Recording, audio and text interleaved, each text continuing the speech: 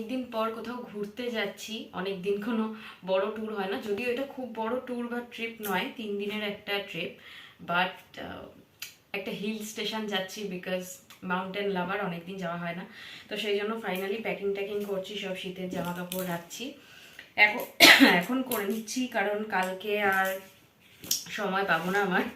আমার একটু সর্দি কাশিও হয়ে গেছে, এখন ওষুধ টষুধ খাচ্ছি। বাট যাই হোক, একটু এক্সাইটমেন্ট তো আছে। আর টাইম পাবো না, সেই জন্য সব আজকে গুছিয়ে নিচ্ছি। আর মেডিসিন ফেডিসিন সব প্যাক করে নিয়েছি। কালকে শুধু রান্না বান্না করবো, কারণ ডিনারের জন্য কিছু বানিয়ে করতে হবে। চলো, কোথায় যাচ্ছি না যাচ্ছি সেটা তোমাদের সাথে আস্তে আস্তে পার্ট বাই পার্ট শেয়ার করছি। চলো দেখতে হবে।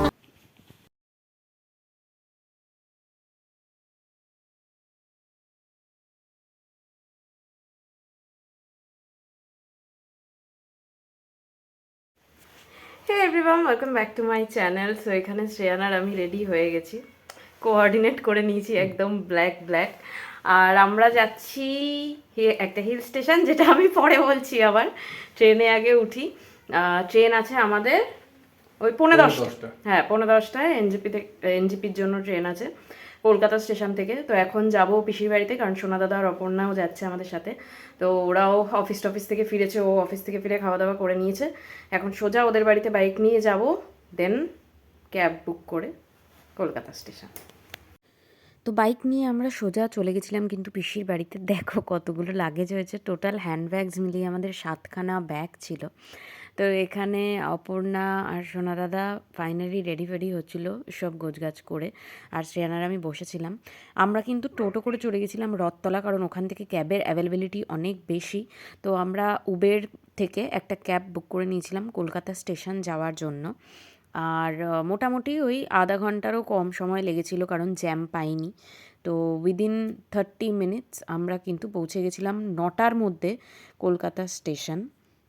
আমরা কিন্তু গৌহাটি গরিবরথ এক্সপ্রেস যেটা আছে সেইটার টিকিটই কেটেছিলাম তো কলকাতা স্টেশন থেকে, যার জন্যে আমাদের এনজেপি যাওয়ার জন্য এই ট্রেনটা ধরতে হয়েছিল। আমরা এখন কলকাতা স্টেশনে চলেও এসেছি। 4 নাম্বার প্ল্যাটফর্মে আমাদের গরিবরথ ট্রেন দিয়ে দিয়েছে। একটু পরে উঠবো, কারণ এখন তো 9টা বাজে, 9:45 নাগাদ ট্রেন আছে। আর স্টেশনে টাইমের অনেক আগেই ট্রেন দিয়ে দিয়েছিল। আমাদের ওই 4 নাম্বার প্ল্যাটফর্মেই কিন্তু ট্রেনটা দিয়েছিল, 4-5 এরকম প্ল্যাটফর্মেই কিন্তু এই ট্রেনটা দিয়ে দেয়। ট্রেন একদম রাইট টাইমে কিন্তু ছেড়ে দিয়েছিল স্টেশন থেকে। আর আমরা এই দোকানটা থেকে কিছু চিপস, বিস্কিট অ্যান্ড দেন জলের বোতল কিনে নিয়েছিলাম। আর রাতে ডিনার করেছিলাম রুটি, আলুর দম আর পালং পনির।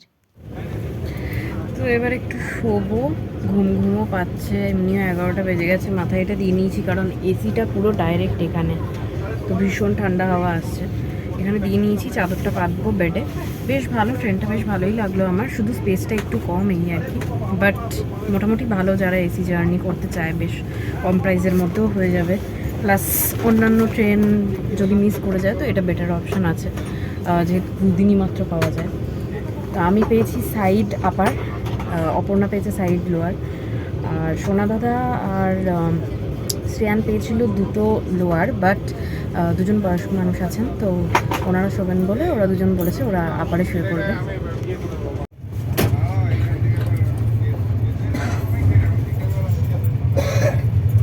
তো এখন এনজিপি ঢুকছে গাড়ি, এখন নামবো, নেমে আবার ভিডিও করছি। কারণ আমি ভিডিওটা করলাম কারণ চুলের কালারটা এখানে খুব ভালো লাগছে, সেটার জন্য। এই দেখো, এদিকে দেখো, লাইটটা ওইদিকে আছে, ওইদিকে যাবি? চ, বেকার আবার ওভারব্রিজ দিয়ে থরি হেঁটে হেঁটে উঠবো এত ভারী ব্যাগ নিয়ে, মানে ট্রলি ফলি নিয়ে। যাই হোক, আমরা এনজিপি নেমে গেছি এখন, হেঁটে হেঁটে যাচ্ছি। ড্রাইভার রাইট অন টাইম, তো উনি ফোন করেছিলেন, আমরা একটু ওয়েটিং রুমে বসেছিলাম, উনি ফোন করেছিলেন, এখন ওখানেই যাচ্ছি। আরও তাড়াতাড়ি যাচ্ছি, কারণ আমাদের আজকে সাইট সিইং আছে পরপর। তো দেখা যাক কতদূর কি দেখতে হবে। আর এক্সাইটমেন্ট হচ্ছে যেহেতু পৌঁছে গেছি এনজিপি। এনজেপি স্টেশনের ফ্রন্ট পার্টটা যেখানে টয় ট্রেন রাখা থাকে সেই রাস্তাটা কিন্তু বন্ধ ছিল, তো আমরা পার্কিং দিয়েই বেরিয়ে গেছিলাম।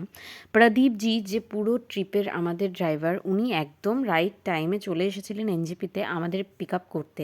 এরপরেও কিন্তু আমাদের দুটো সাইট সিইং ছিল, তো সময় নষ্ট না করে আমরা তাড়াতাড়ি গাড়িতে লাগেজ রেখেই উঠে পড়েছিলাম সকাল সকাল।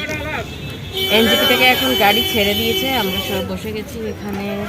এখন একটু প্রজাপতি খাচ্ছি কারণ সকাল সকাল খুব খিদে পেয়েছিল আমাদের। এখনো একটু দেরি আছে যেতে, খাবার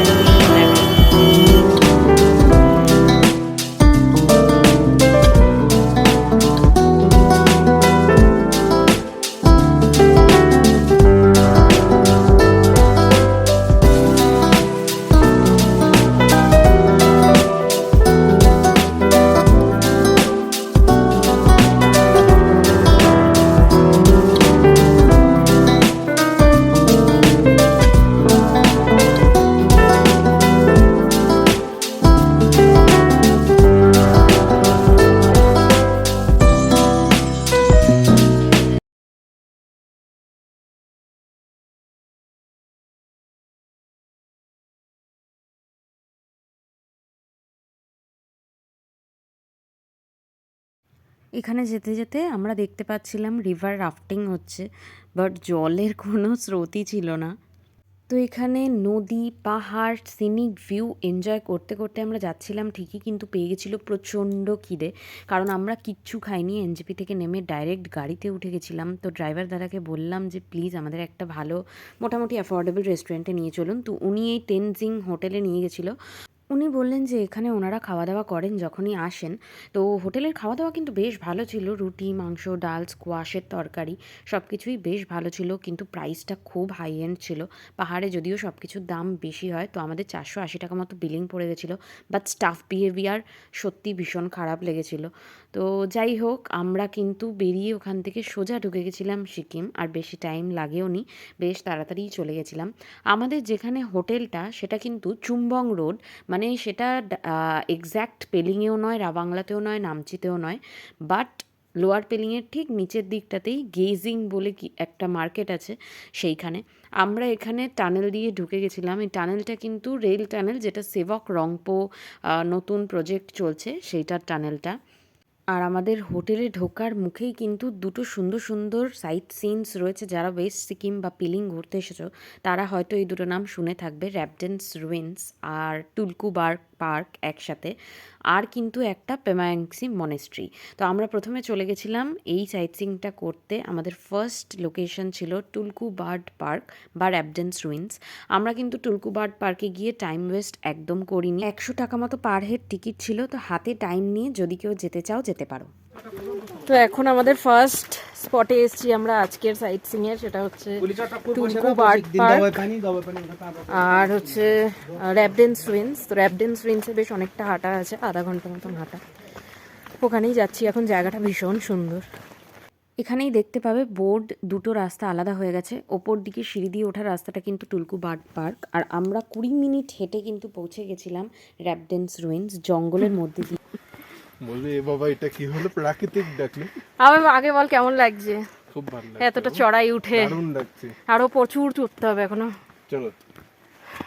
তো র্যাপ ড্যান্সের একটা ছোট্ট করে হিস্ট্রি তোমাদের সাথে শেয়ার করে দিই। এই র্যাপ ড্যান্স কিন্তু ছিল সিকিমের কিংডমের সেকেন্ড ক্যাপিটাল 1670 থেকে 1814 সাল পর্যন্ত। আর এই প্যালেসটা কিন্তু ডিস্ট্রয় করে দিয়েছিল গোর্খা আর্মিরা। তো শুধুমাত্র এই ধ্বংসাবশেষটাই রয়েছে। পেলিংয়ের থেকে 9.2 কিলোমিটার ডিস্টেন্সে কিন্তু এটা অবস্থিত, আর জায়গাটা সত্যি বিভৎস সুন্দর। এই র্যাপ ড্যান্সের এটা কিন্তু বানানো হয়েছিল, আর এইখানেই ঠিক উল্টো দিকে পেমায়াংসি মনেস্ট্রি যেটা আছে তোমাদের দেখাবো, এখান থেকে মনেস্ট্রিটাও দেখা যায়, আর মনেস্ট্রিটা থেকে কিন্তু র্যাপ ড্যান্স ক্লিয়ারলি দেখা যায়। আর দুটোই বানানো হয়েছিল একে অপরের যাতে দেখা পাওয়া যায় সেই জন্য। প্লাস এখান থেকে কাঞ্চনজঙ্ঘার কিন্তু অসাধারণ একটা ভিউ আমরা পেয়ে গেছিলাম। আর শুধু কাঞ্চনজঙ্ঘাই নয়, অন্য পিকগুলোও কিন্তু আমরা দেখতে পেয়েছিলাম। আকাশটা খুব ক্লিয়ার ছিল, সেই জন্য ইভেন আমরা সন্ধে পর্যন্ত কিন্তু কাঞ্চনজঙ্ঘার ক্লিয়ার ভিউ আমাদের হোটেল রুম থেকে পেয়েছি, যেটা আমি তোমাদের সাথে পরে শেয়ার করব। আর এটাও জানিয়ে রাখি, সিকিমের ফার্স্ট ক্যাপিটাল কিন্তু ইয়াকসাম। আর ওই ইয়াকসামেই কিন্তু সবথেকে পুরনো মনেস্ট্রিটা রয়েছে, যেটা তোমরা চাইলে গুগলে সার্চ করে দেখে নিতে পারো। আমাদের হাতে টাইম ছিল না, তাই আমরা কিন্তু যেতে পারিনি। আদারওয়াইজ নেক্সট ডে আমাদের অফার করা হয়েছিল যে 500 টাকা যদি এক্সট্রা দিই তাহলে আমাদের ইয়াকসামটা ঘুরে দেখানো হবে। বাট ওখানে দেখার মতন সেরকম কিছু ছিল না, একটা লেক আর ওই সবথেকে ওল্ড মনেস্ট্রিটা, তো আমরা আর ওখানে যাইনি। র্যাবডেন্স রুইন্সে বেশ অনেকগুলো ছবি ভিডিও তুলে কিন্তু ওখান থেকে আমরা বেরিয়ে গেছিলাম পেমায়াংসি মনেস্ট্রি যাওয়ার উদ্দেশ্যে। আর র্যাবডেন্স রুইন্স থেকে এটা মাত্র 1 কিলোমিটারের ডিস্টেন্সে রয়েছে। সাইডে এত সুন্দর পতাকা দিয়ে সাজানো, ভিউটা এনজয় করতে করতে আমরা গেছিলাম। আর মনেস্ট্রিটা হয়তো আমার দেখা one of the most beautiful monastery, আর এটা কিন্তু সিকিমের one of the oldest monastery. তো আগেই বলে রাখি, ভেতরে কিন্তু ফটোগ্রাফি ভিডিওগ্রাফি কোনো মনেস্ট্রিতেই জেনারেলি অ্যালাউড নয়, তো অ্যাজ ইউজুয়াল এটাতেও ছিল না। বাট ভেতরটা এত সুন্দর, এখানে কিন্তু একটা মিউজিয়াম টাইপেরও করা ছিল, যেখানে এখানকার আশেপাশের স্কুলের বাচ্চারা এসে পেইন্টিং করেছিল, ওয়াল পেইন্টিং। এত সুন্দর লাগছিল দেখতে ভেতরটা, প্লাস অনেক কিছু নতুন জানতে পারলাম। চালের আটা দিয়ে আমরা যেরকম রং দিয়ে শ্রীয়ের মতন বানাই, ওখানেও কিন্তু এরকম অনেক সুন্দর সুন্দর করে কাটিং করে অনেক স্কাল্পচার স্ট্রাকচারস বানানো, যেগুলো কিন্তু পরে প্রসাদ হিসেবে খাওয়াও হয়, বিতরণও করা হয়। তো সেইগুলোর ডিজাইনও অসাধারণ সুন্দর লাগছিল। যদি কেউ যাও এখানে তো মাস্ট ভিজিট, এটা মিস করো না। খুব সুন্দর জায়গা, যদি পারতাম আমি তোমাদের সাথে ডেফিনেটলি শেয়ার করে দিতাম। আর হ্যাঁ, এটাও জানিয়ে রাখি, র্যাবডেন্স রুইন্স কিন্তু এখন ইদানিং আর্কিওলজিক্যাল সার্ভে অফ ইন্ডিয়ার আন্ডারেই রয়েছে। এখানে দেখতে পাচ্ছ এই লোটাস শ্রাইনটা, এটাই কিন্তু মেন সিগনিফিক্যান্ট এই মনেস্ট্রিটার। আর এর উল্টো দিকেও কিন্তু একটা অনেক বড় মনেস্ট্রি মতন করছে। বাইরের দিকে এরকম প্রেয়ার ওয়েলস আছে, যেগুলোকে আমি একটু হাত দিয়ে ঘুরিয়ে দিচ্ছিলাম। আর এখানে একটা শপ মতন আছে, যারা মার্কেট করতে চাও তারা এখান থেকে কেনাকাটা করতে পারো। তবে এটা বলে রাখি, এখানে কিন্তু একটু বেশি কস্টলি। আচ্ছা, আমরা চলে এসেছিলাম আমাদের হোটেলে, যেখানে আমরা স্টে নিয়েছিলাম। এই দুটোই কিন্তু পরপর আমাদের ব্যালকনি রুম ছিল। মেইনলি কাঞ্চনজঙ্ঘা ভিউয়ের জন্যই কিন্তু আমরা ব্যালকনি রুম নিয়েছিলাম। আমাদের 2 দিন এখানেই স্টে ছিল, তো 6,000 টাকা কিন্তু টোটাল আমাদের সবারই পড়েছিল, মানে দুটো কাপল রুমের পড়েছিল 6,000 টাকা 2 দিনের জন্য। তো রুমটা ভেতর থেকে কেমন ছিল তোমাদের সাথে শেয়ার করছি। এখানে ঢুকেই একটা বসার সোফা টেবিল মতন ছিল, বেশ বড় বড় কিন্তু দুটো বেড ছিল, আর সাথে ব্ল্যাঙ্কেট দেওয়া আছে দেখতেই পাচ্ছ।